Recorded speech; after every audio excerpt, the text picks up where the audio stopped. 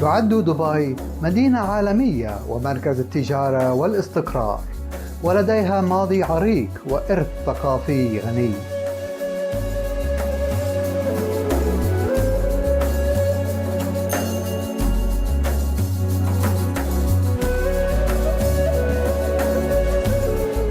في مارس 2010 تم تكريم حكومة دبي بجائزة القيادة العالمية المشرقة من كبيرة المعلمين شنغهاي كتكريم لحظرها التدخين في الأماكن العامة.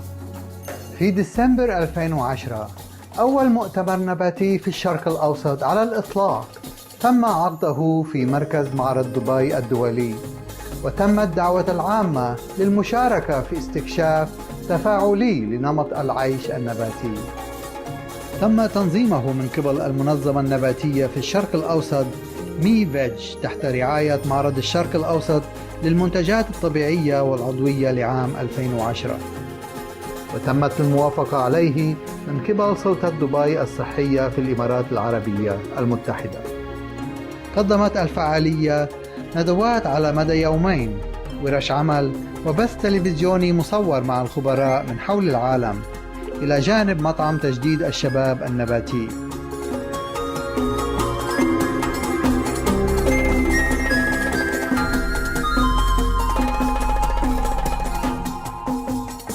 إلى جانب كبير المعلمين شنغهاي، والتي تمت دعوتها شخصيا لتتحدث عن طريق رابط فيديو بخصوص كون المرء نباتيا هو خيار غذائي مستدام من الناحية البيئية. وتبعها جلسة أسئلة وأجوبة مع الحضور، وإطلاق النسخة العربية من الكتاب الأكثر مبيعا على المستوى الدولي الطيور في حياتي، والذي سبق أن بيع بالكامل قبل الإصدار. الطيور في حياتي طبع من قبل المتحدة للطباعة والنشر التابعة لشركة أبو ظبي للإعلام ADMC، والمملوكة لصاحب السمو الشيخ محمد بن زايد بن سلطان آل نهيان ولي عهد أبو ظبي وولي عهد رئيس الإمارات العربية المتحدة.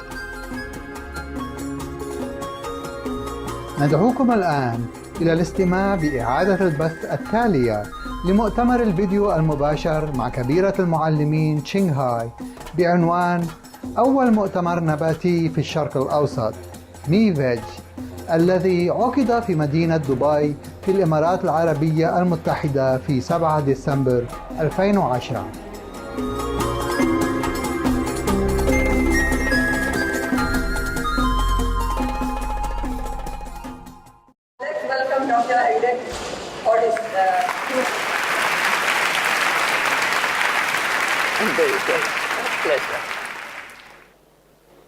Good morning, everyone, especially the future generation who are here.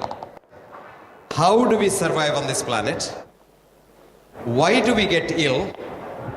And why should we become sick? And how to avoid all that?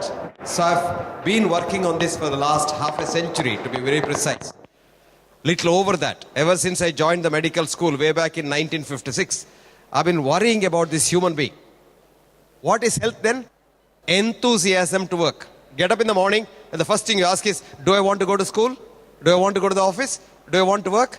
And if the answer is yes, you're very healthy. You can have a serious disease and still be healthy. Have you heard of Stephen Hawking?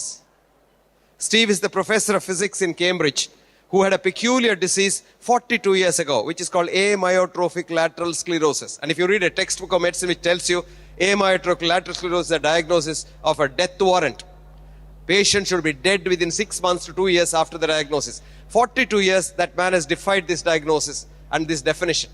And is still continuing, very productive, writes books, etc. Can't talk, can't eat, can't sit, can't do nothing. Can't even lift his hand, can't even lift a finger. But he's very healthy because enthusiasm to work. Do you know when you have enthusiasm to work? When you love your work. So you have to be enthusiastic to work. Second thing is, you have to have enthusiasm for compassion.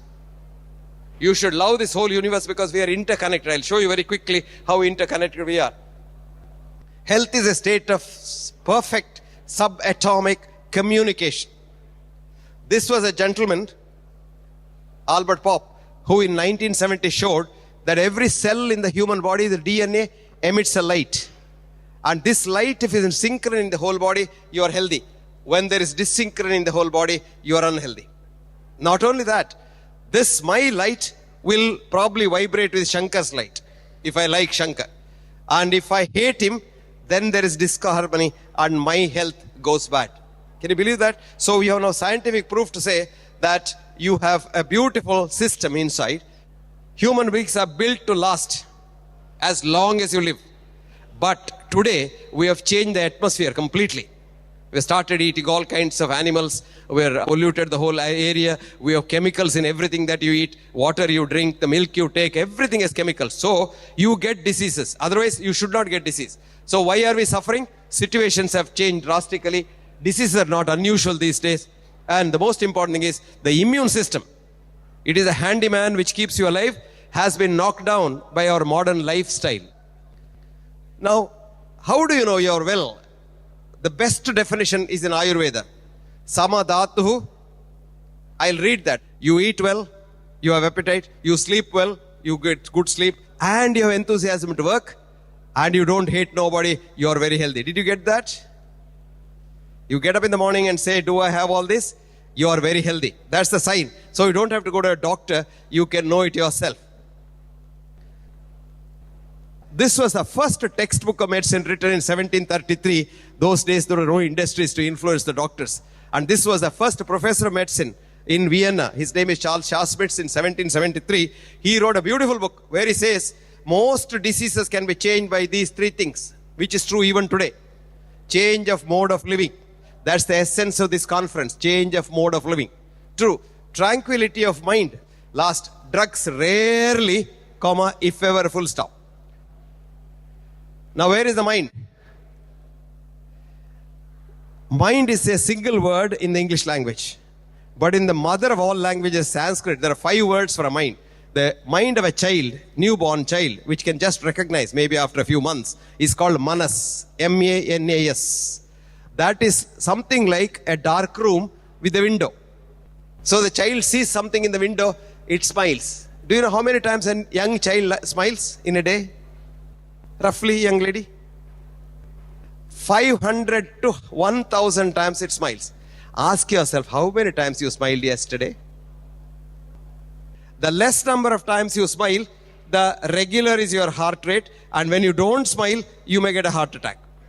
So keep smiling. And when you smile, naturally you relax so much, your blood pressure comes down, your heart rate comes down, and you will be surprised, your headache disappears. Now, human body has a wonderful wisdom. The human body tells you when you are not well. Now, supposing you are traveling, let us say, and you are very tense due to something, then certain parts of your muscles tense up. Maybe your neck muscle, your back muscle, your shoulder muscles tense up. So the following day, you have a neck ache, you have a back ache, or your shoulder ache. And what do? You go to the doctor. He takes an X-ray. He has not been X-raying your mind, what happened to you in the plane. But he has X-rayed you, and as it so happens that all of us don't have an identical X-ray, so slight changes says, you have spondylitis.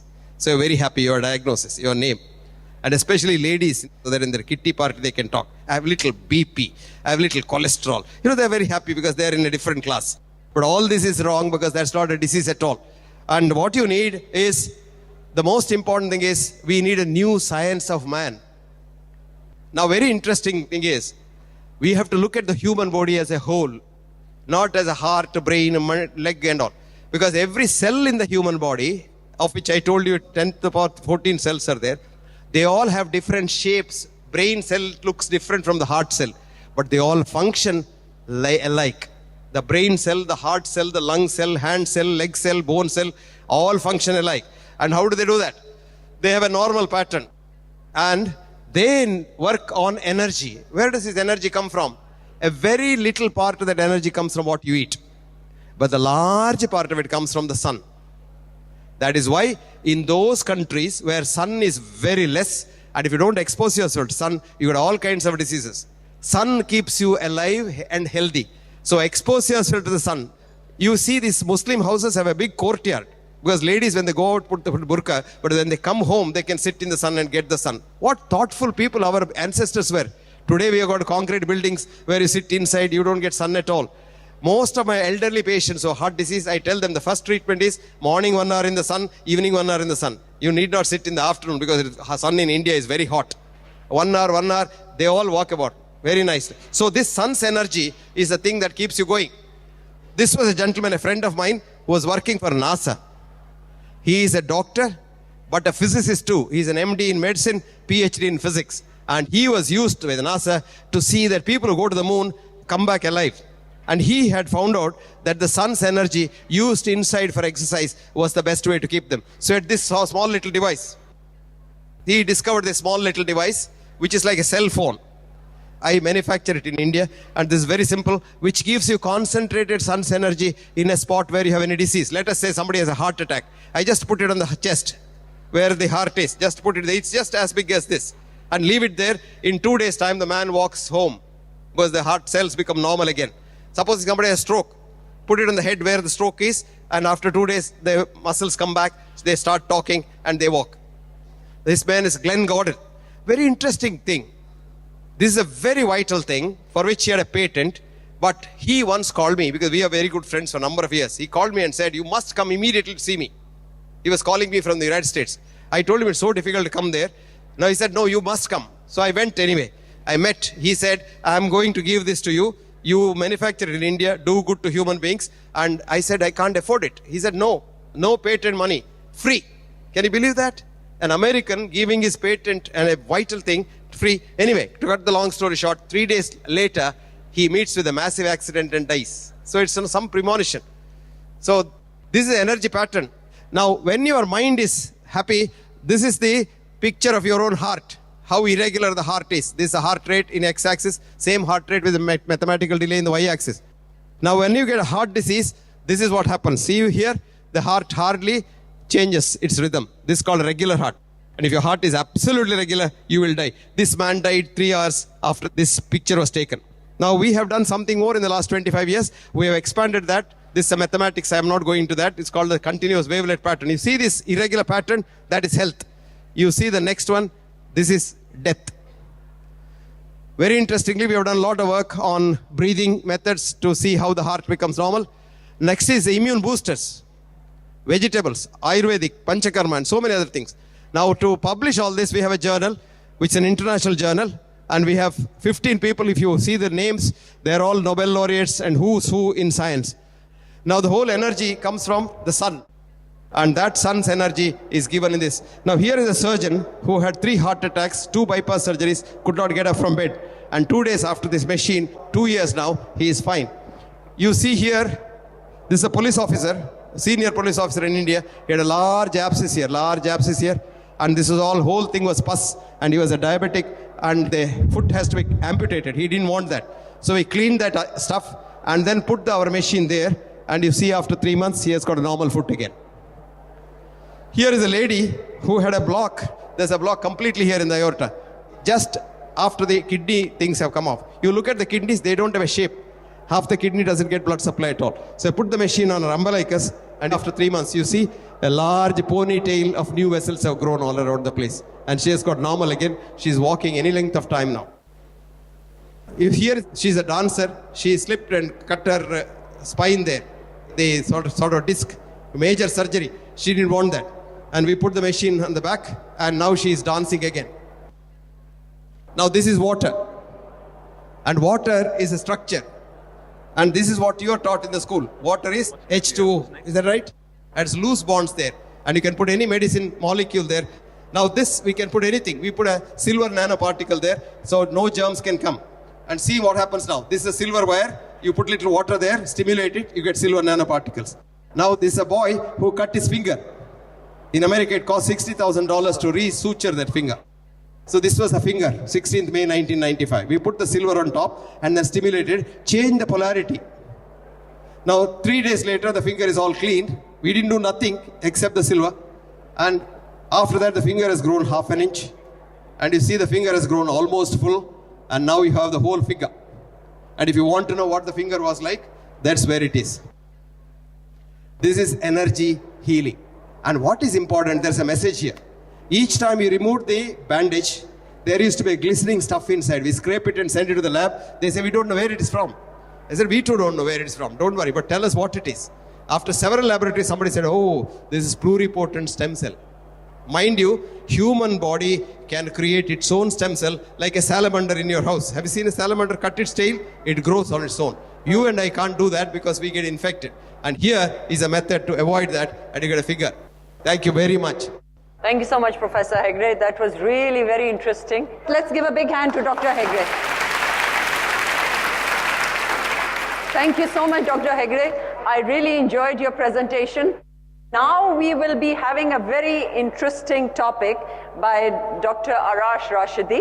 And a little bit about Arash. He was born in Tehran. He did his BSc, MSc and PhD, all in nutritional sciences at Shahid Behishti University of Medical Sciences, Tehran. As a human nutrition student, Arash was initially very interested in biomedical sciences. But gradually, he shifted his studies into nutrition, epidemiology, community nutrition, and food and nutrition policy and planning. In years, he's shown, so much enthusiasm with R&D and with developing new functional foods, etc. He is also doing his MBA program in Mahan Institute, and he has co-authored scientific articles in 17 local and international journals. On the other hand, he's a language lover and he enjoys learning French, and his hobbies are traveling and trekking. So let's put our hands together for Arash.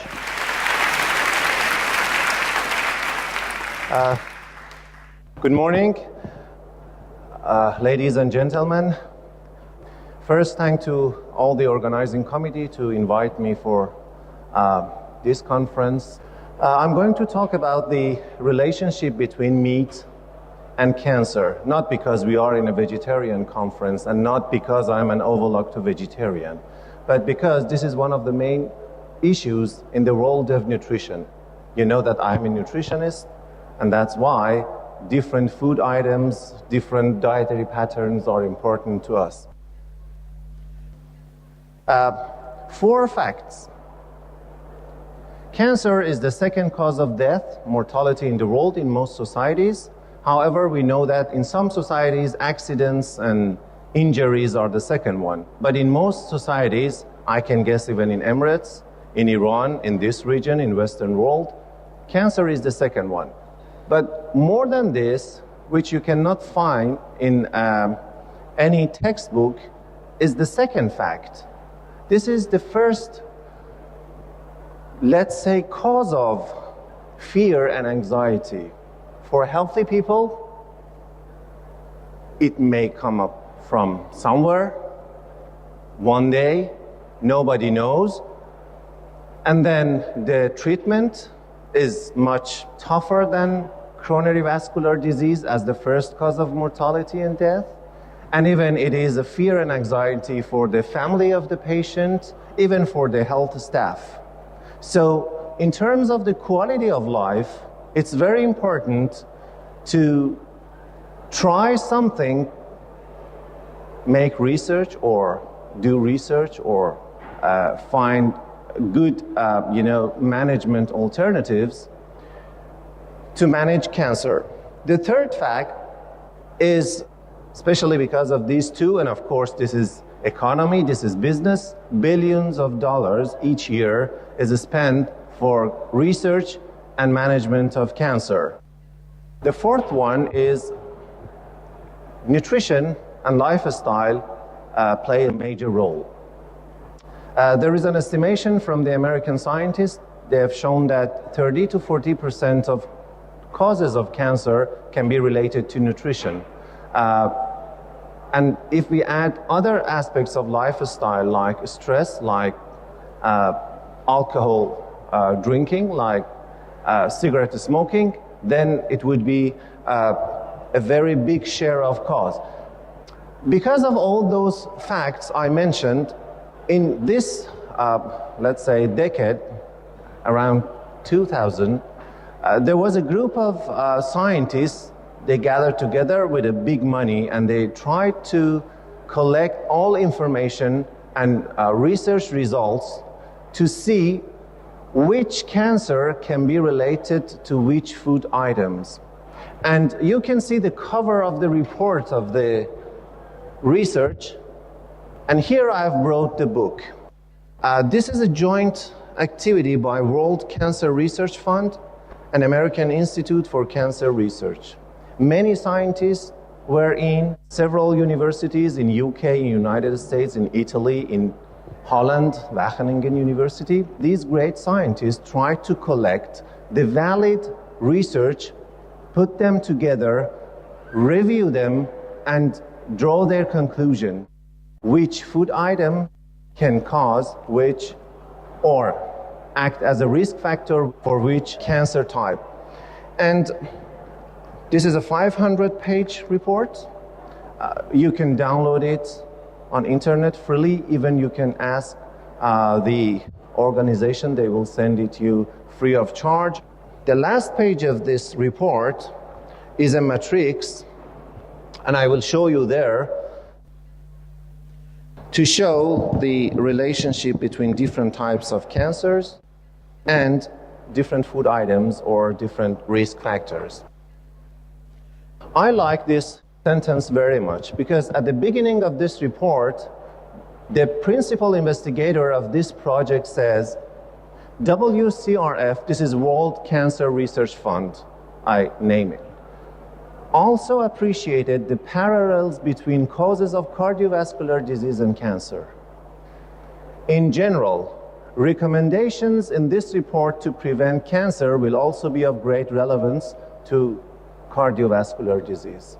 And this is a very important point in science today. Cancer, diabetes, hypertension, coronary vascular disease, stroke, they are not separate. So it doesn't need to take different strategy to prevent them. If you have healthy lifestyle, you can prevent, because these scientists says after the review that recommendations for cancer prevention is similar to recommendation for cardiovascular disease. There are some key points in this matrix, the abstract, the conclusion of that report. One of them is, for some type of cancers, it seems that there is no relationship to what you eat. You can see here, there is just one, maybe here, cervix. Cancer in cervix in women, it's just one link, a protective link to carrot. But other foods, they do not have any effect. It doesn't seem that there is effect. From the other side, there are some cancers which is really related to what you eat, like colorectal cancer. So, different cancers have different relationship to food. The second thing is what is very related to this conference. Vegetables, see these blue boxes means protection, and the intensity of colors means the level of that evidence. If it is a dark blue, it means that there is convincing evidence. And then the pink and purple one is the risk factor. If it is a purple one, it means that convincing evidence that there is a risk factor for that cancer. You can see here, vegetables and fruits. This is vegetables and fruits. This is fruits. And this is non-starch vegetables. They are protective to most cancers. This is what we knew, and this is what we encourage, because vegetarianism is all about the merit of these two. First, because of the different chemicals in these food items. Yesterday we had a presentation here from Ms. Wafa, DHA Dubai, and she was talking about the micronutrients in fruits and vegetables. But actually we know that it is much more than micronutrients. Micronutrients is just vitamins and minerals. We already know 13 vitamins and 16 minerals, so altogether they are 26. micronutrients. If you take the best supplement, multivitamin mineral supplement in the market, it does have 30 different items.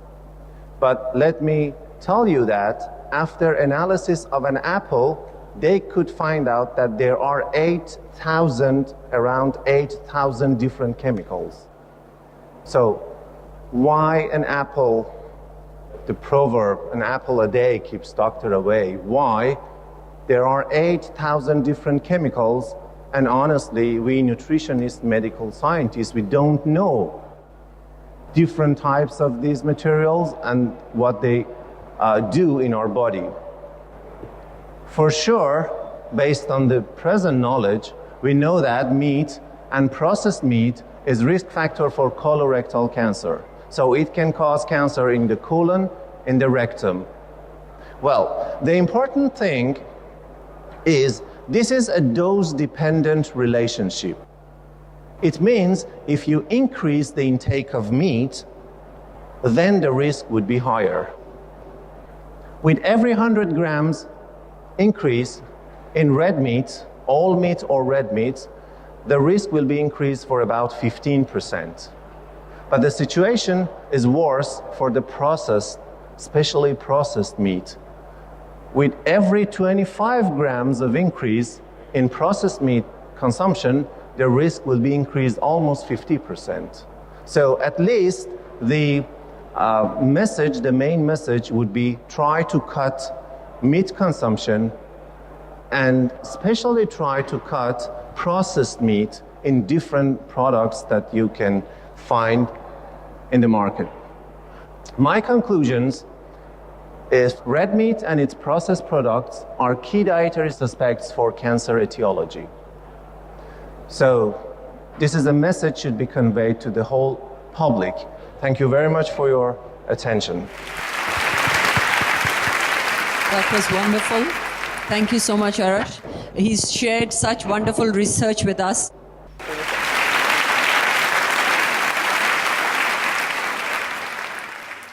So our next speaker is going to be Shankar, and I'll tell you a little bit about him. Shankar Narayan is the founder president of Indian Vegan Society. He's the regional coordinator for India, Southwest Asia, the International Vegetarian Union. He was a lacto-vegetarian since birth, but has been a vegan for 10 years. He lived in Dubai for 5 years, but presently he resides in rural India. And he's organized several events to spread the message of vegan living. So let's put our hands together for Shankar, and he'd like to share his views. Good afternoon, everybody. I'm very thankful to the organizers for inviting me to be here and allowing me to share my experiences or sharing my experiences as a vegan, life as a vegan. Mahatma Gandhi ji, the father of India and my moral guru, said, "Truth and non-violence are as old as mountains." I have nothing new to tell the world. Same is the case with me. I have nothing new to tell the world if I say something that is already existing. So life as a vegan, this is the topic I am asked to speak, and my life as a vegan for the last 10 years is very interesting. What is vegan? So vegan is a word derived from the word vegetarian. The original concept of vegetarianism or the essence of vegetarianism doesn't allow any animal products, at least in diet. So vegetarian or dietary vegan is one who doesn't consume any animal products. Then what is the difference between vegan and a vegetarian? If vegetarian doesn't consume any animal products, then who is vegetarian? Who is vegan? So vegan is one who doesn't consume any animal products, including honey, and he doesn't use any animal products also. Maybe leather, silk, or wool, or going into circus, like services of animals, going on animals for a ride or entertainment or experimentation. Animals are as good as his own family members. There is no exploitation, no use of animals, being a vegan. An Indian vegan. See, according to Vegan Society of UK, that is the first vegan society in the world. They define veganism as such. Veganism is a way of living that seeks to exclude, as far as possible and practicable, all forms of exploitation of and cruelty to animals for food, clothing, or any other purpose. It's all purposes included. So no animals as far as practical and possible. These two are conditional. So one can exempt oneself based on all these conditions. This is defined as such by Vegan Society UK. The original intention of veganism is to prevent cruelty to animals by human actions. But later, they added two more important aspects of veganism. That is for preservation or promotion of our own physical health and protection of environment. Environmental aspects are gaining a lot of momentum because global warming and climate change, all these are caused by human activities, especially with regard to food. So, veganism is promoted for these three reasons. One is for prevention of cruelty to animals, second one is for human health, third one is for protection or promotion of better environmental conditions. We have to eat some food. Without eating any food, we can't survive. If there is a possibility of surviving without eating any food, that Dr. B. MEVEG was saying, we get energy from sun. I would prefer to do that instead of eating plant also, because people argue that plants do have life. Why do you kill plants? So I can't survive without eating plants.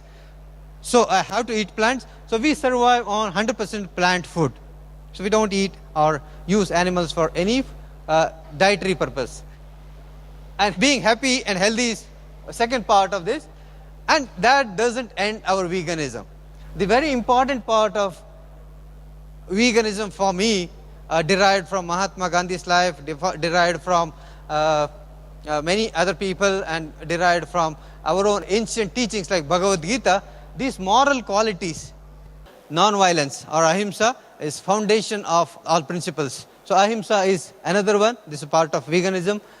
Akrodh, freedom from anger. If you get anger for valid reasons, sometimes we feel we are very angry because there is a reason to be anger.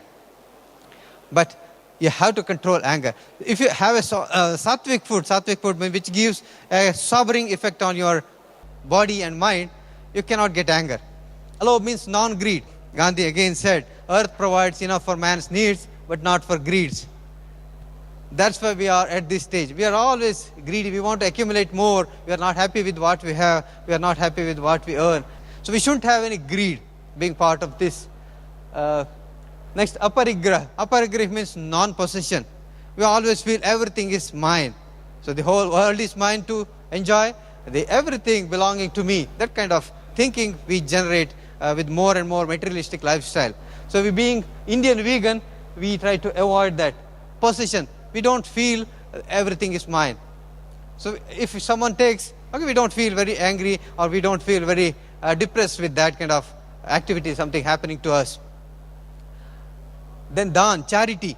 Charity is in everything, every culture. So when we have more, we should give that to someone who is in need. So giving it to someone who is in need, who is underprivileged, is part of Indian veganism.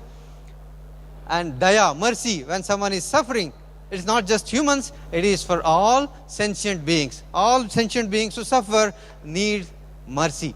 So when they are in need of some sympathy or help, we need to empathize and support them with our help. Dharma, righteousness, doing the right thing. So we have a thinking mind. We cannot just ignore it just because it's inconvenient to us. If something is wrong, we shouldn't do. If something is right, we should do. There was a saying, something which motivated me. The world is not bad because of bad people. It is bad because of inaction of good people. If there is something is to be done, which is righteousness to do, and we have to do that. That is dharma, we say. Then dhirta. Dhirta means fortitude. In times of crisis, we should not lose our courage. And durdarshitva, prudence. So you have to think, if not worry, we have to think about tomorrow. Karuna, compassion. So empathize with others. So there are so many values. Forgiveness, cordiality, dietary moderation.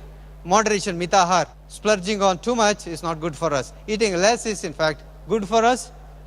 Finance, equanimity, restraint, truth, physical discipline, faith, purity, good conduct, asceticism. Asceticism means living with minimum resources. Again, our ancient rishis, ancient saints were doing that.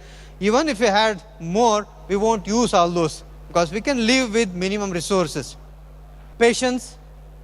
In the modern world, we lose patience at the pettiest reason. Having patience is very important. Renunciation, detachment, modesty. There are so many qualities which we need to focus and develop as far as possible, as far as practical. So this is the idealism we keep as things to practice. It may not be easy to practice at one go. If you have a focus on all these, it is certainly help us to go ahead in our life and improve our lifestyle. So what are the positives of achieving or practicing all these ethos of Indian veganism? Calmness of mind. We cannot live without worrying. So this kind of practice of Indian veganism really helps us getting calmness of mind. When you are calm, you can think peacefully, you can do the right thing, you can do the appropriate thing. We talk about environment, and what is the cause of environmental degradation? It is humans and number of humans.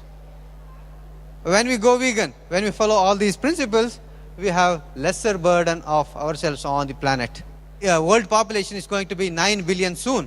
When we have lesser eco-print per person, we can have a number of people on this, or at least a large number of human population can survive being happy and healthy without causing much damage to the earth. Then less suffering. Less suffering for humans, less suffering for fellow animals, less suffering for earth, less suffering for everyone around. When you practice this kind of veganism, a better kind of veganism, we have a total painless living. When you stop being cruel to others, when we stop being part of cruelty others are doing, we do a justice for ourselves. We be more happy. We reduce suffering for everyone. With physical health, I already touched upon that. Being a vegan, you need to be very conscious about your health. Nutrition experts say we need to take B12 supplements. There are doctors, there are nutritionists. Taking their advice, you need to be healthy. You need to be very, very strong physically. A lonely world, you have to be mentally very strong. Otherwise, you feel isolated in this world, you feel lonely, you feel depressed, you feel you can't do anything in this world. But think positive about the world, think positive about others. So, take everyone in your stride, empathize with others, understand others, live with others. When you do that, you don't feel lonely. Everyone is with you, everyone can come with you. So mentally, you can be very strong with that kind of attitude. So with all these, whether it is worth, surely I feel being vegan is worth it. Because veganism harms none. We don't harm anyone, we don't feel ill of anyone, and it does a world of good. When you change yourself, as Gandhi said, be the change you want to see in the world. When you see change in you, you see the change in the world. When you do certain good things, then that percolates to other activities also. Thank you very much for listening to me. Thank you so much, Shankar. Our next speaker, Thomas, I'd like to share a bit of information about him. Thomas has a master's in agriculture. He worked for 5 years for the German pioneer fair trade company JIPA. And for about 14 years, he's been with IFOAM in different management functions, etc. So please put your hands together for Thomas. First of all, I'd like to thank the team who is broadcasting this session to the world. I'm very much impressed, to be honest, that this is live stream possible. And I thank all the volunteers doing that, because I tried myself for the International Federation of Organic Agriculture, where I'm working for, to include a few members to our side event last Friday in Cancun, when we have been talking about the organic agriculture effects on climate change, and it was quite difficult, and the bandwidth was a problem, and I admire very much that this is possible here, so thank you very much for that. So while I am here, I like to bring the message to you how your products are produced, where the fruits and vegetables come from matters. I like to speak a word for organic agriculture being the most sustainable method, and not only that, being even the most economic way of producing food. Not only in the very future, but also now. So, the International Federation of Organic Agriculture Movement exists now 38 years, and our mission is to make the world organic. And there are a few components which are important in this regard. That is on 3 columns: ecology, social justice, and economy. Those are the items which build the fundament and the background of organic. And that is why the method is the most sustainable agricultural method and even lifestyle in the world.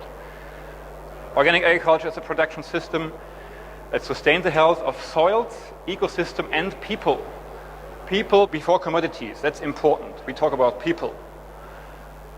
It relies on ecological processes, biodiversity and nutrition, energy and water cycles adapted to the local conditions, rather than on the use of inputs with adverse effects. You know what is meant by that one. Chemical inputs and pesticides, mostly. Organic agriculture combines 3 things: tradition, innovation, and science, to benefit the shared environment and promote fair relationships and a good quality of life for all involved. Organic agriculture is more than just covering market demands. It's not just a trend or a fashion. It's a concept and is sustainability put into practice. We have achieved already quite some growth and quite a lot. All over the planet you find organic production. Million hectares are converted. It's growing and the sales are going up. However, our potential is not well recognized all over the place yet. We have a few reports acknowledging what we did, including the recent World Agricultural Report, which is called IASTD. They are acknowledging sustainable and organic agriculture as the best method to move forward. What are the challenges? Just the major ones. We have the challenge about food security, climate change, biodiversity, sustainable resources, water and soil. So we have it in the conventional agriculture, and our concepts address it in a different way. So we come as a movement to the point that small farmers are the most suffering, but also the most important stakeholder group when we talk about nourishing the world. They are where the food is produced. They need to nourish their families, and they go to the market with their products. So the smallholders are on focus for the development we think is important for the future of the earth. Why? Small farmers are the bulk producers of global food. They are the stewards to take care of environment as much as they know, and we know that specifically traditional agriculture carries a lot of knowledge to protect nature. We have lost it over the years. Before, it was very clear that nature is our buddy. We cannot even damage it because it's ours. With the industrialized agriculture approach, we have lost this knowledge, and we treat the earth like a different component of the economy, but not as ours. Higher sustainable productivity increase will have a major impact on poverty reduction. So the relation between small farmers and poverty is obvious. Now, where to go? The concept is also simple. We call it sustainability, and it means development that meets the needs of the present without compromising the ability of future generations to meet their needs. In a way, a very simple logic, easy to follow. Here's just one way to try to measure sustainability. It's a Swiss study which compares different ways of agriculture here and different aspects of sustainability. It's about food security, economy, working conditions, product quality, natural resources, animal welfare, biodiversity, climate change. There's a study available from 2008 that says organic agriculture has the potential to reduce CO2 concentration in the atmosphere by this and this amount of gigatons, and that means to reduce the whole emission of agriculture by half or even more. So that's one little aspect in a way. not carbon alone will count for the future of our planet, but it's one aspect you should take into consideration when we talk about sustainability. Therefore, this report I already mentioned earlier, the World Agricultural Report, IASTD, recommends organic agriculture and sustainable agriculture due to the better land management, crop, and also because we are supporting the small farmers. Taxes I already mentioned on pesticides and fertilizers, that would be the easiest way to go for it. The lobby is not there yet, so be my lobby. Help us to go there all over the globe. This is the way to make it cleaner. You also should see the subsidies, which are invested in the wrong way of agriculture, still promoting the pollution more than avoiding it. And if you initiate programs to enhance biodiversity, stop soil degradation, then we are coming closer to the true price. There are different aspects for the external cost categories: environmental, health, and social. Just a few examples. I mentioned water pollution. There are climate change aspects, for example, the mitigation of climate change. We are trying to bring it into the discussion with the UNFCCC, Cancun, and all over, how to calculate it, how to make the organic farmers benefit from the work they do, bringing humus into the soil, making it a sink for CO2. They do a good job. Why not pay for that? Soil degradation. If you count how many hectares we're losing every day by bad treatment, erosion, by building more roads and cities, this is an aspect to count for. We have to calculate and pay them who keep the land for farming. It's a price aspect. Loss of biodiversity, how to quantify.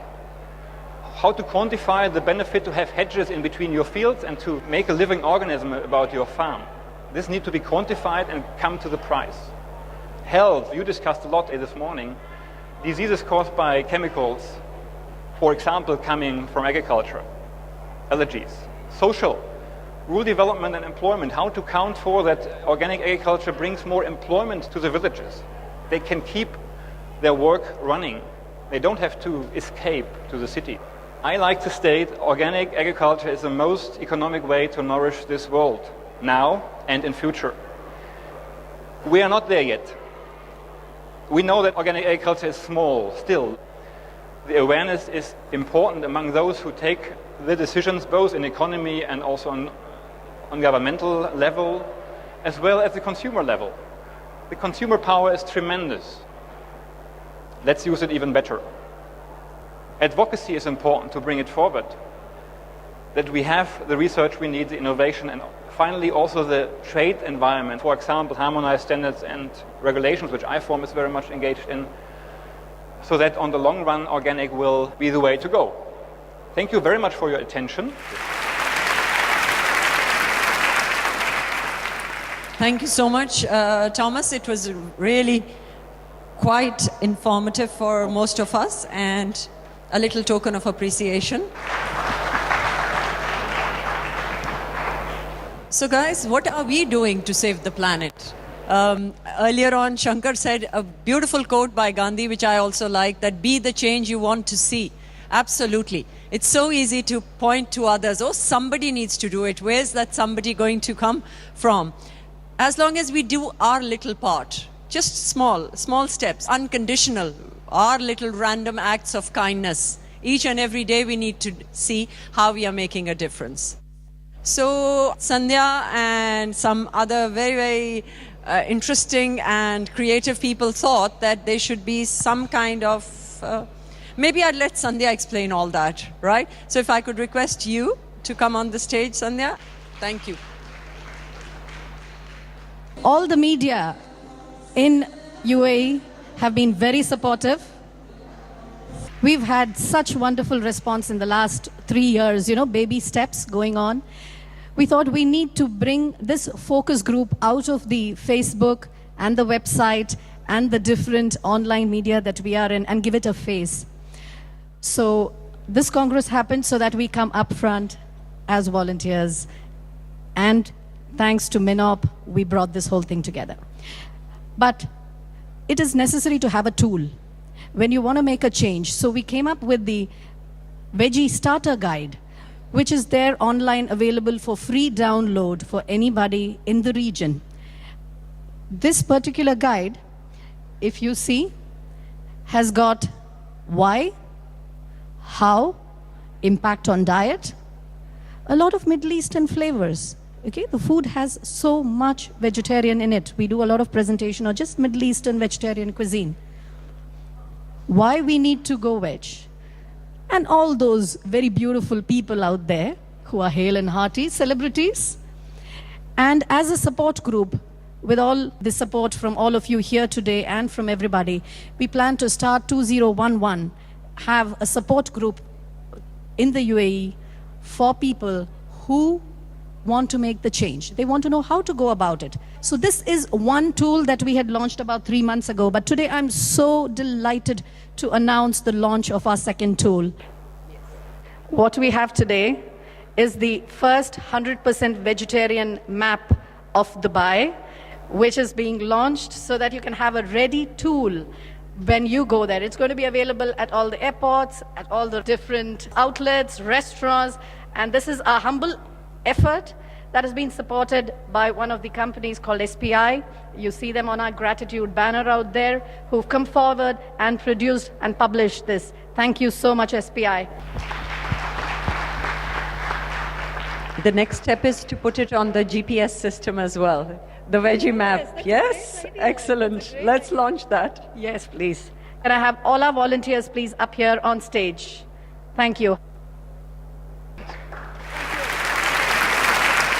These volunteers have been working day and night to put up this wonderful Congress. Because of their support, it's been a wonderful ride.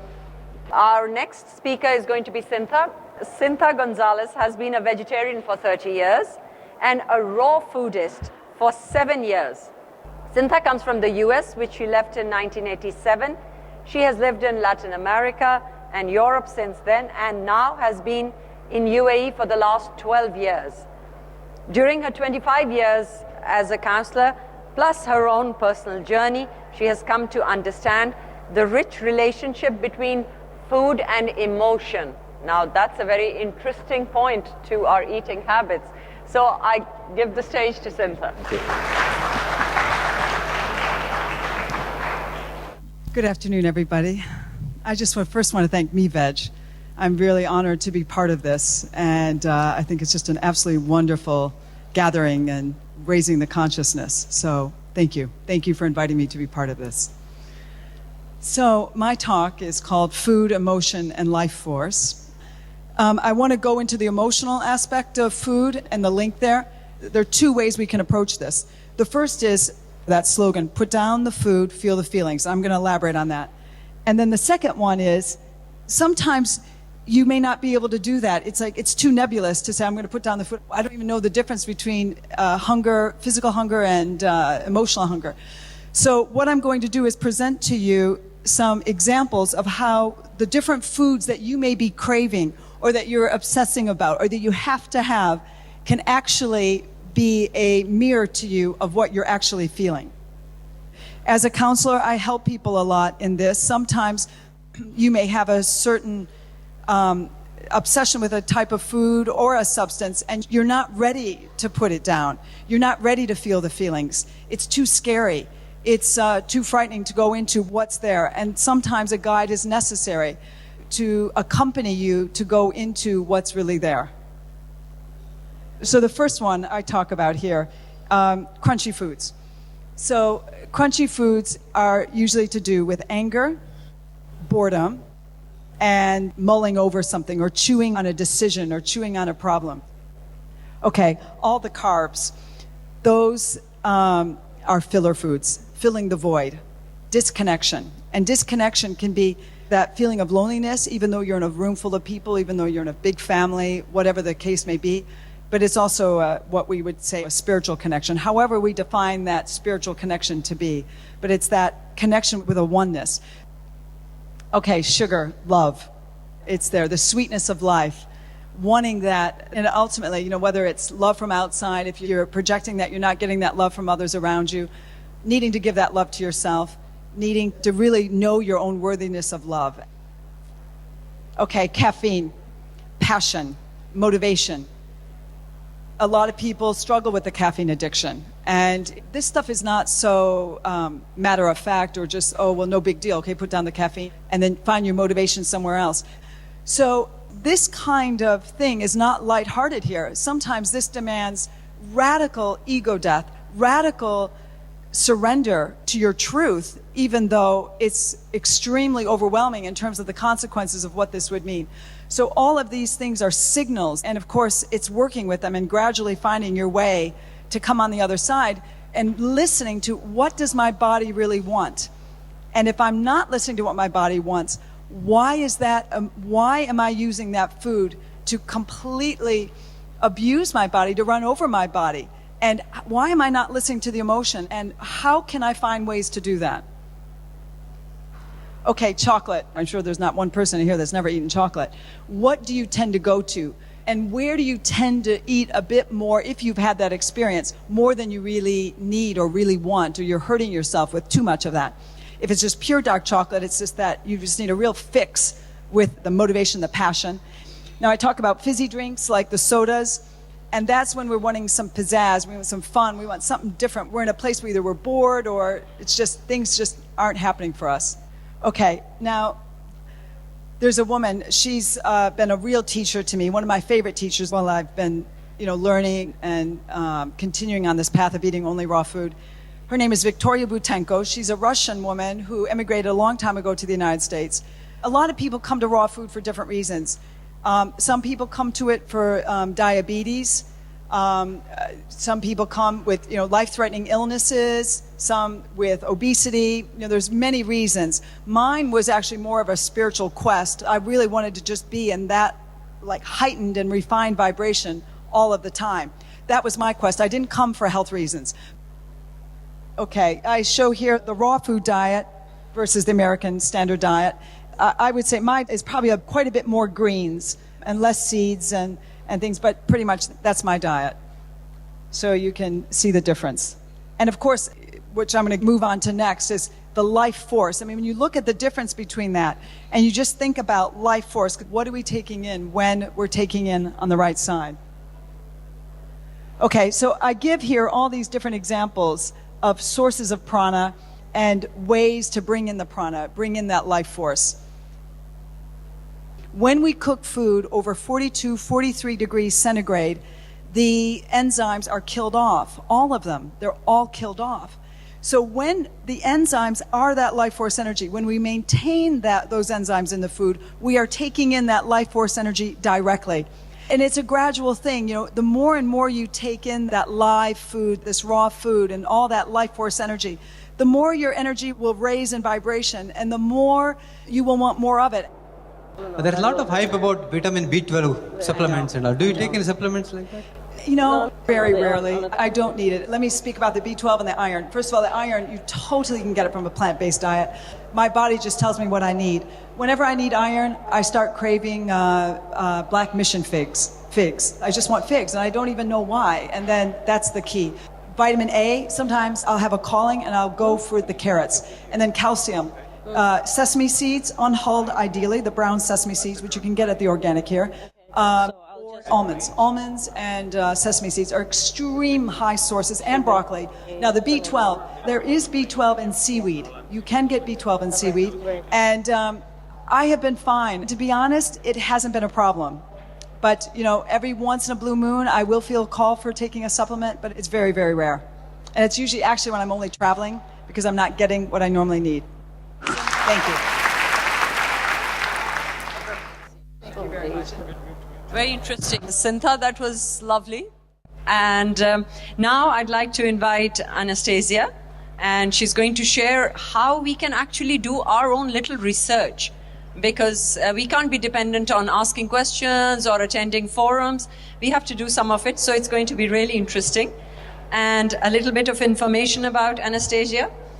She's an audio engineer, former librarian, IT developer and consultant, blogger, bookworm, the organizer of the Twit Book Club, a book club with a new angle on reading and discussing a variety of books. She has been a vegetarian for over a decade, and like many, turned to the lifestyle after serious health issues. Anastasia wears many hats. It would be an understatement. A bachelor's degree in IT from Wollongong in Dubai. She is also a certified English teacher, and she holds an audio engineering diploma. And she's enjoyed producing a lot of live events. And currently Anastasia is working on her second bachelor's degree. Wasn't it enough? You had quite a lot on your plate, Anastasia? Never enough. And this one is in mass communication, media journalism. And she's also working on her business degree in Intel Business, juggling 2 universities, book club, various research. My God. I don't know how you find time for yourself, really. So let's welcome Anastasia. Thanks. Okay, so I'll be talking about why doing your own research is an important thing, especially when it comes to choosing your own diet, because it is an important thing. So some of us actually, when we hear the word diet, some of us go, oh God, hide me. I gotta lose the weight because I need to get into, you need to get into the little dress to go out or whatever. So you have to cut out your food, you have to watch what you eat. But the truth is, it's not all about calories. Diet is something that's long-term. It's not something that's only for 1 or 2 weeks. The common problem here is that most of us, especially the ladies, the ones that have to get into that little dress, they're thinking, okay, I need to lose 10 kilograms.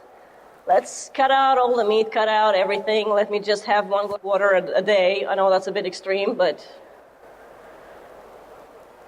fine. 2 weeks go by, they lose the weight. What happens when they get off the diet? They go back to their normal ways.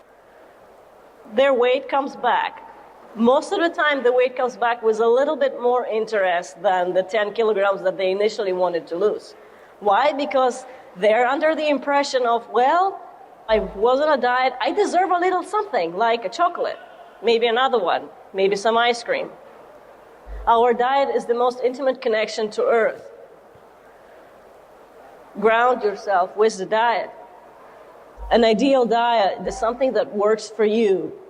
A diet is not something where you have to force yourself to essentially cut out the foods that you don't need. It has to be something that you want to do. So, why research? Millions of us are constantly bombarded with messages on a daily basis.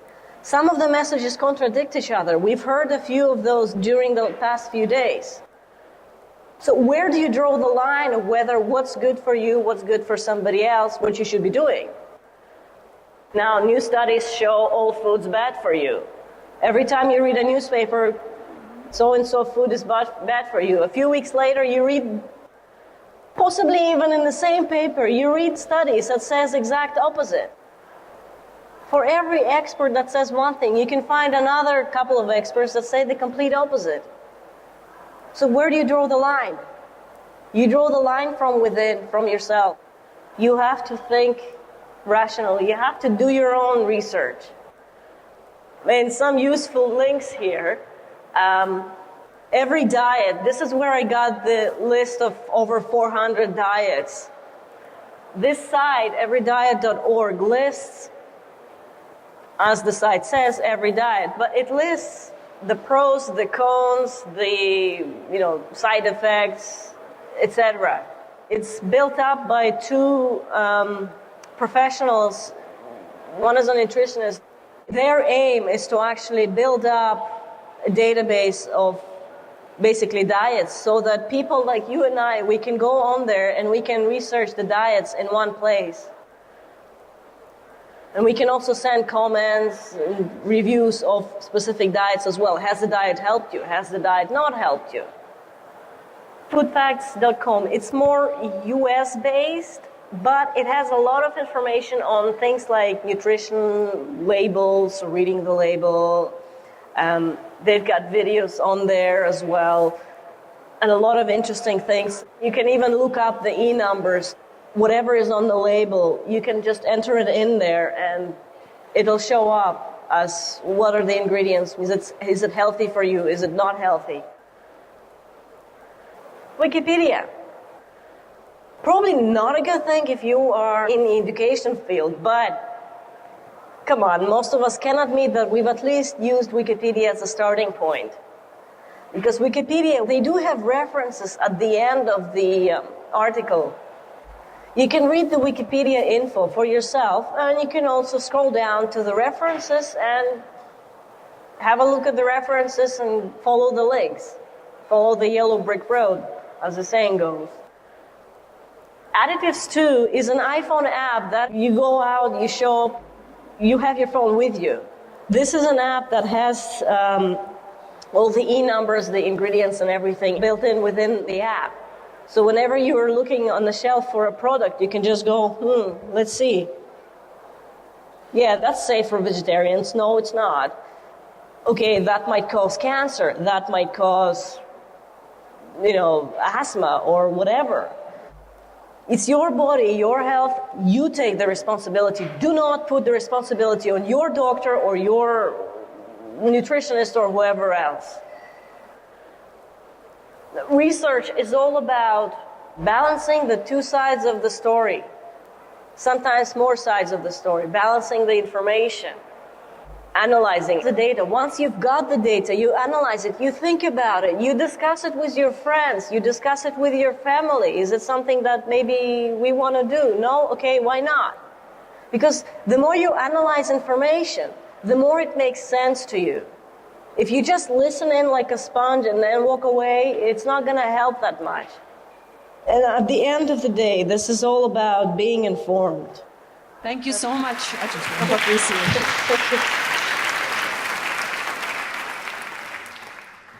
So, guys, there's a saying which says, take care of your body, because that's the only place you have to live in, actually. There is no other. We can't rent ourselves some bodies.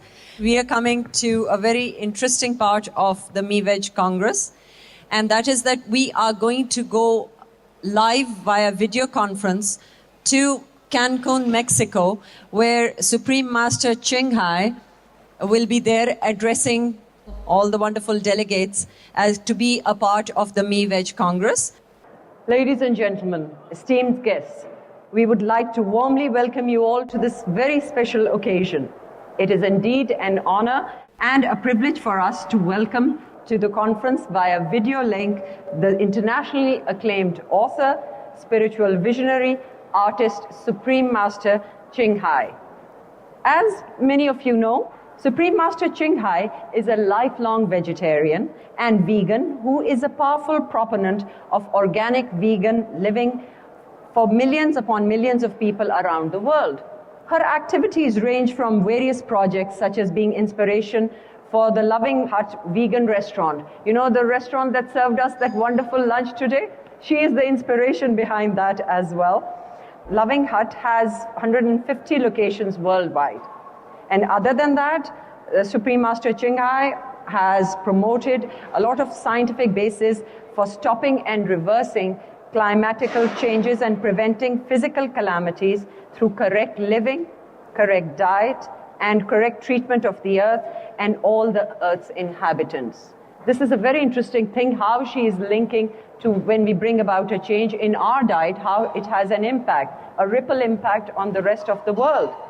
Added to this are her many publications which show her deep love and understanding of animals and their importance in maintaining the loving balance to life. We would like to convey through a video a glimpse of her unconditional compassion and love that Supreme Master shares with all those who come in contact with her. So let's watch the video.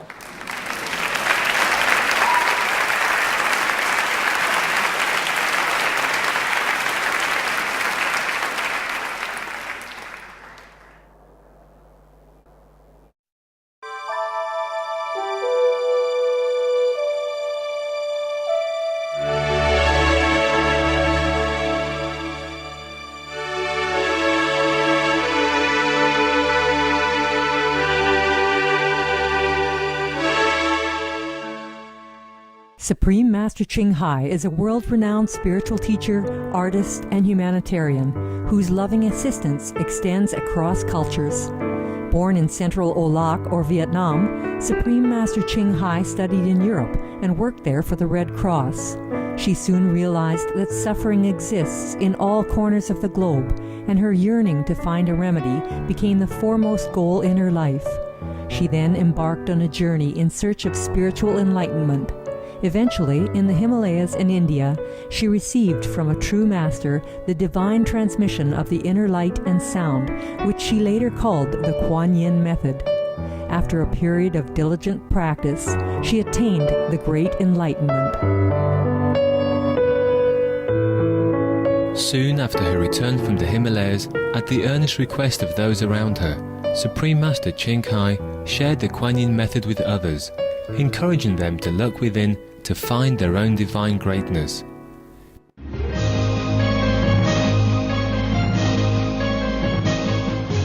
Before long, invitations arrived from the Americas, Europe, Asia, Australia and Africa for Supreme Master Ching Hai to give lectures.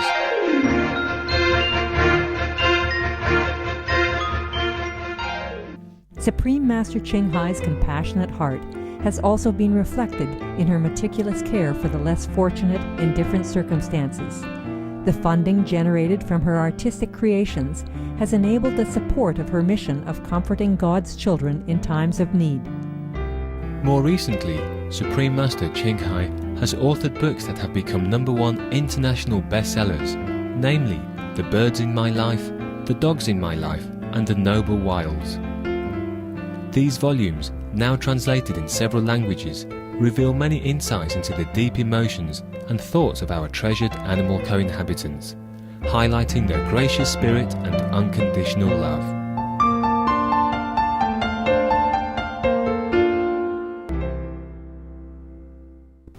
Wishing to acknowledge others for their actions and influence toward developments of goodness in the world, Supreme Master Ching Hai founded the Shining World Leadership Award in March 2006. Since then, she has also established other awards, such as Shining World Compassion Award, Shining World Hero and Heroine Award, Shining World Honesty Award, Shining World Protection Award, Shining World Intelligence Award, and Shining World Inventor Award. This honor is presented to individuals, nations, and organizations, such as the second President of the Republic of Slovenia, Dr. Janez Drnovšek, renowned British primatologist Dr. Jane Goodall, and U.S.-based nonprofit Save the Children, whose exemplary works have significantly contributed to the harmony, beauty, and sustainability of our Earth.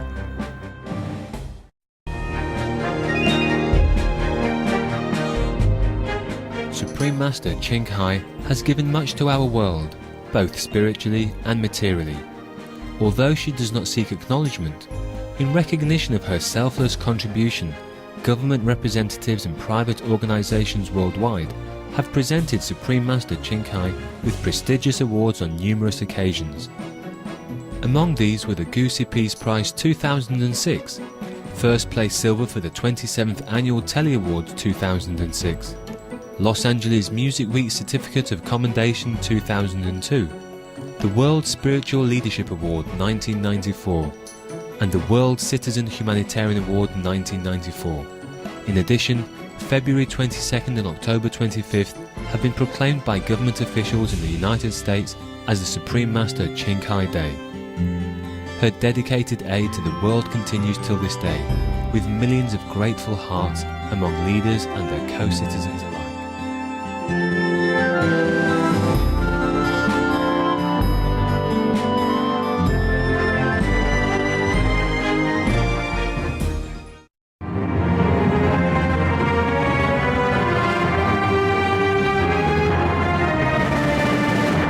Supreme Master Ching Hai is among notable pioneers in our society today who wisely and courageously express concern about climate change.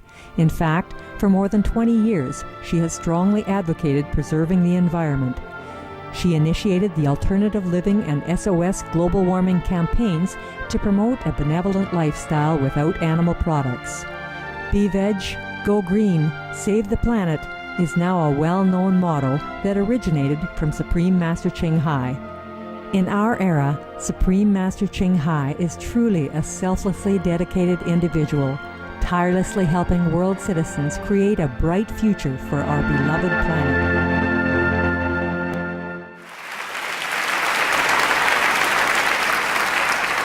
All right. We are very fortunate that Supreme Master Ching Hai has accepted our invitation. As you know, she has an extremely busy schedule, but she still found time to be with us on the first MEVEG Congress here from this wonderful city of Dubai. And she will be online with us through video conference. And her speech is going to be on being a vegan, the environmentally sustainable food choice. I'm sure it will be very engaging and inspiring presentation. Hello. Hello.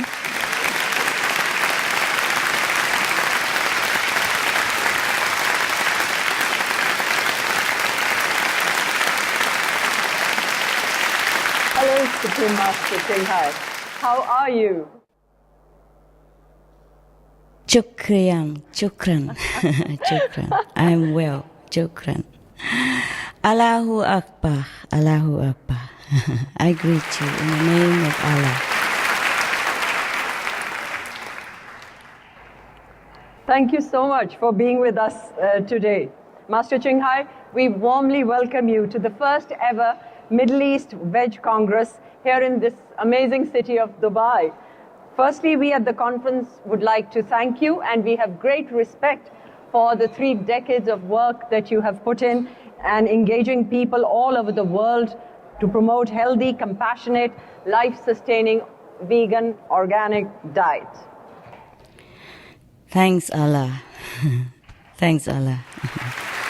Alhamdulillah.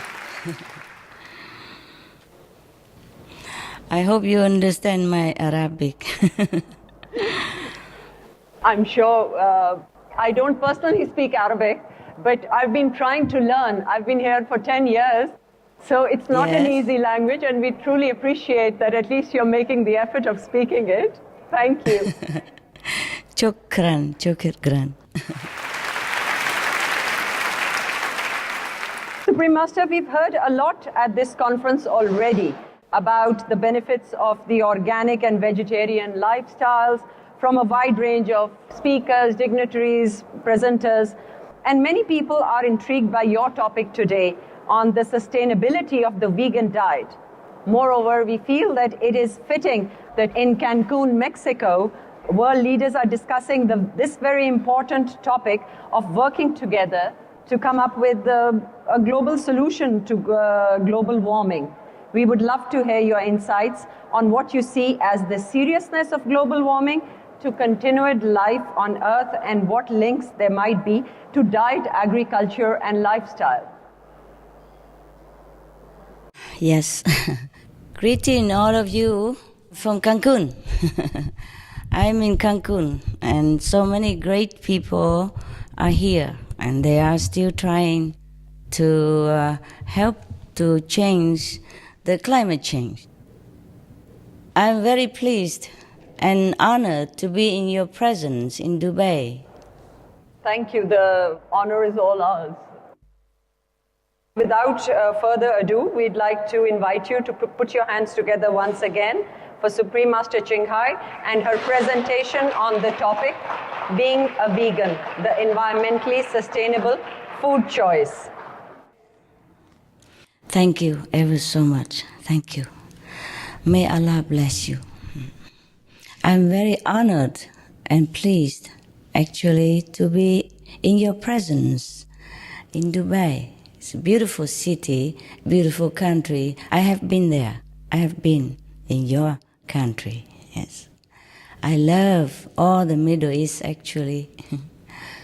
The warmth and joy of the Arab people is so inviting, as I have found it everywhere. In your hospitality, your giving of charity, and your great religious faith.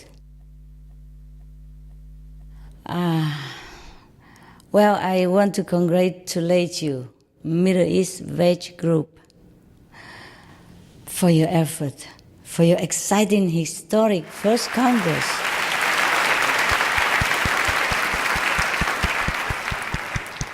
And a big congratulations, especially to all of you, VEG heroes of the world and the Middle East.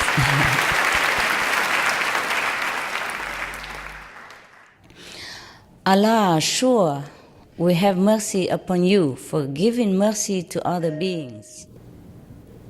This was the hadith, the wisdom of the compassionate Prophet Muhammad, peace be upon him. Through this excellent event and your talented and caring contributions, you have confirmed the many benefits of plant-based living, both for ourselves and our animals, co-inhabitants. And now we can go perhaps even one step further in considering the vegan lifestyle as necessary to actually save humanity and the planet. Some of you may be aware already, but just so that we all have the same understanding, I would like to emphasize again that our situation is already very grave. Human survival is at stake due to climate change and environmental damages. To grasp this urgency, we can pick any region of the globe, like, for instance, the Middle East, to see how the climate change has affected our people, our world, our animals, our environment. Now, if you allow me, we shall go through some of the important events concerning your beautiful regions. Number one, climate change and environmental issue in the United Arab Emirates. The Arab region is one of the world's most vulnerable to climate change. I am very sorry to know this, and I'm sorry to have to tell you. It's not a very it's not a very pleasant thing to inform your friends that their house is in danger, that their life is in danger. It could break your heart. Now, scientists have already reported on sea level rise in Egypt, desertification and climate refugees in Syria, dust storms in Iraq, floods in Yemen, etc., etc. Pardon me. I'm just too emotional when lives are concerned. You are all my friends, even though we haven't met each other. I have so much love for this world and for the people of this world because I've met many of you and you are so nice, so nice, so nice. And you don't deserve to suffer at all. None of us deserve any of this suffering, either from disease or from climate change. Now, since we are in the United Arab Emirates, we will focus on the major environmental issues your country is facing. Number two, water shortage. Climate change has brought hotter temperatures and reduced an erratic rainfall to the Middle East, including in the United Arab Emirates. Making the situation worse now is the fact that current consumption rates of water are unsustainable. Even with several desalination plants in place, suppose there was an emergency and more water could not be produced, then your country, United Arab Emirates, only has about 4 days of fresh water supply for her people, or even less than that. Abu Dhabi's groundwater supplies have been reduced by almost 1/5 just since 2003. I think you know that. Do you? Yes, Supreme Master, they are now getting new information because we live in an illusion that, the water is going to be there. Yes. But thank you for sharing these statistics with us. Okay, then I will continue to share more with you. You will be more surprised. I'm sorry, I wish I could bring you more pleasant news, but friends have to tell each other the truth, right? If you allow me. Now, we go to number 3 section, which is groundwater depletion. We could have other kind of water, but if groundwater is depleted, and we are in deep trouble. I'm sure you understand this. Because of prolonged drought coupled with higher use, is quickly depleting groundwater throughout the Emirates, especially in Abu Dhabi, where this source is relied upon for 71% of the total supply. Now, especially for agriculture. However, water consumption is noted to be 24 times higher than the land's ability to recharge and replenish the water the natural way. And unusable salt water is now found at shallow depths even. They are shrinking. All kind of water, not just sweet water, even salty water is shrinking. Instead of reaching water at a depth of 6 meters, as they did in the past in order to dig the well, now the well diggers currently have to go as deep as 100 meters below the ground before finding it, or in some cases not even be able to find any water at all after 100 meters deep digging. Number 4, concern food insecurity. Agriculture is already difficult due to the shrinking water supply. Now we have extreme heat and increasingly salty soil. And salty soil we cannot cultivate. I'm sure you know that.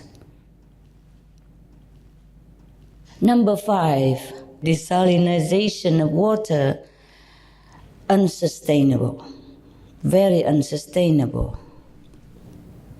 Okay.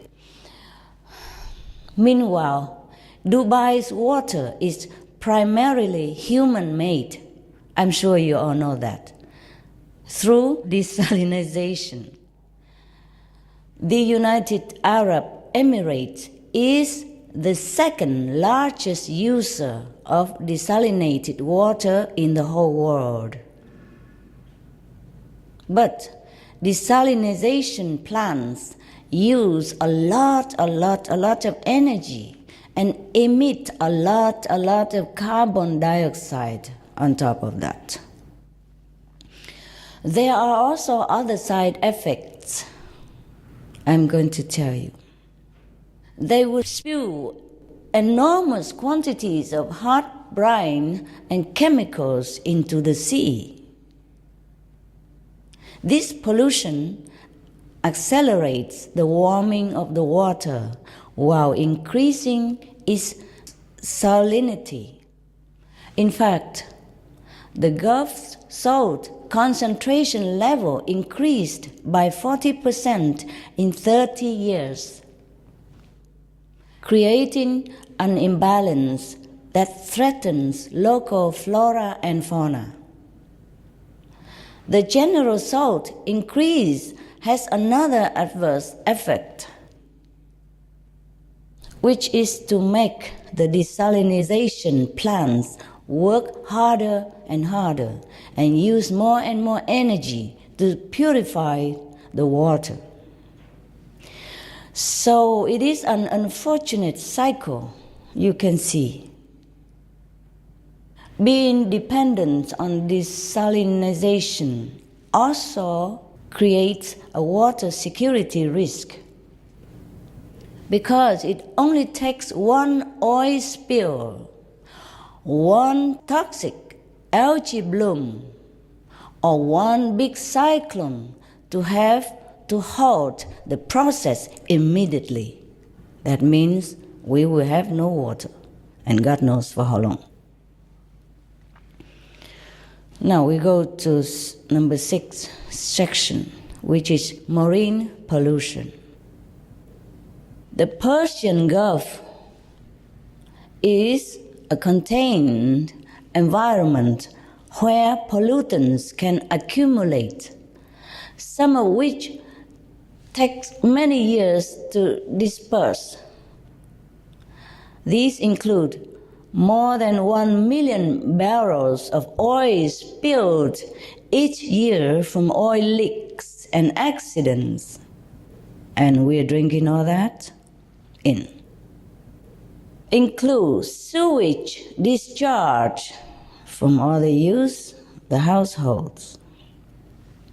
Include harmful chemicals, including pesticides and phosphorus, heavy metals such as mercury, copper, and nickel, arsenic, lead, and many others. You see how we have to take all this, even though we are not aware. Now, number 7, which overfishing. Commercially fished species in the United Arab Emirates have declined an alarming 80% in 30 years. That means we have 80% less fish in your sea the last 30 years. Only within 30 years, we deplete fish supply, the fish population, 80%. My goodness.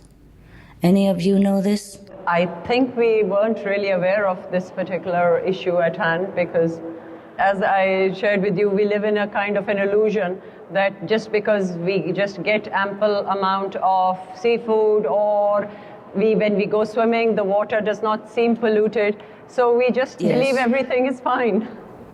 Yes. You see, the problem is much of these chemicals or pollutants that run into our water are not colorful, not specially significant, so that we can even know what it is or we can even see what it is. And even the chemicals or the pollutant or the poison, even mercury, for example, that goes into the fish that the people consume, they're colorless, tasteless. So people don't even know what they're eating until they've fallen ill or die.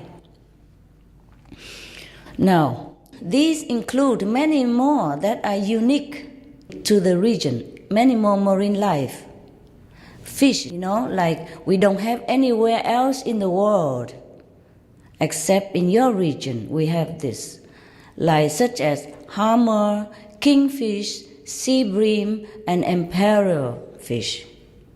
In addition, you see they are kind of diminishing, or maybe extinct already. These fish we cannot find anywhere else except in your sea. Now they are gone.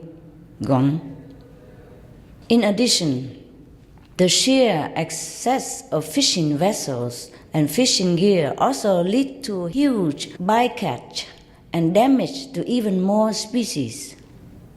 This is part of the global decline of marine life due to overfishing. It's everywhere, not just in your country.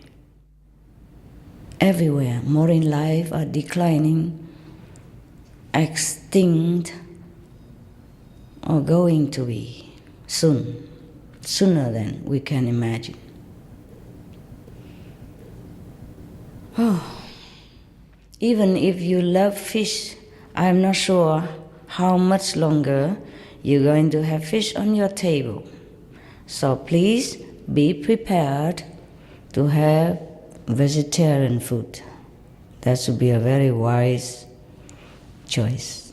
Well said, Supreme Master.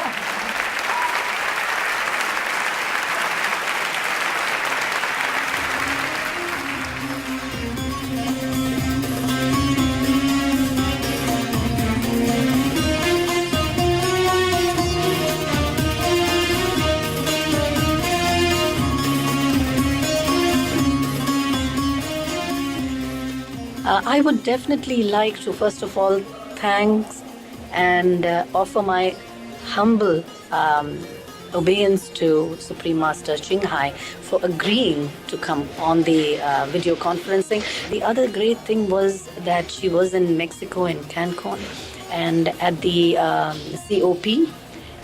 So extremely well informed about not only the UAE, the world facts, and all the environmental areas. So that was very impressive indeed. It was great honor having her live beamed down to the UAE. I'm Sandhya Prakash, founder director MEVEG. You're watching Supreme Master Television. Be veg, go green to save our planet. I've been happy to be at the MEVEG, the very first MEVEG Congress, where I've had the opportunity to see for the very first time Supreme Master Ching Hai, who gave a fantastic speech with regards to the environmental impact of the Middle East region. Some startling statistics with regards to the environment were presented today by the Supreme Master Ching Hai. The fantastic inspiration that she gave to the audience was a sight to behold, particularly in terms of her philosophy with regards to presenting veganism as a solution to all the environmental woes of the Middle Eastern region. Hi, we are all from GMS Sharjah, and we're very happy to be here today because we feel that we as good citizens, we owe a lot to this planet, Earth, and becoming a vegetarian is one step towards it. And we brought these children today here because we want them to understand what it means to be a vegetarian and what are the points which they can make use of or the kind of recipes they can try at home to become vegetarians and take one step towards saving this planet. Be veg, go green to save the planet. Yay! It's the excellent food, excellent. I'm not 100% vegetarian, but I will become after this. I will eat vegetarian only. I will stop eating meat.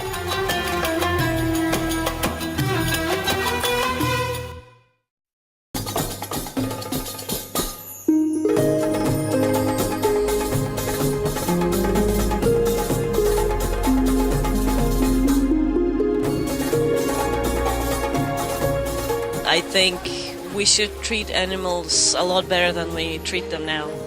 We're being selfish by not taking care of the planet because this planet is not just for us, it's for the other animals as well, the parrots, the birds, the lions, the tigers, everybody. A lot of the animals are going extinct because we've been killing them for either fun or sport. Be veg, go green to save the planet.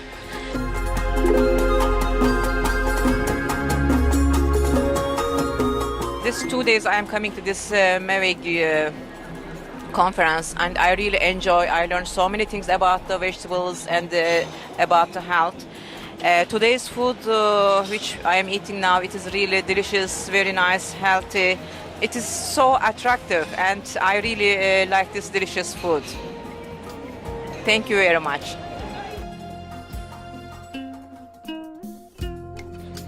Be veg, go green to save the planet. Yo!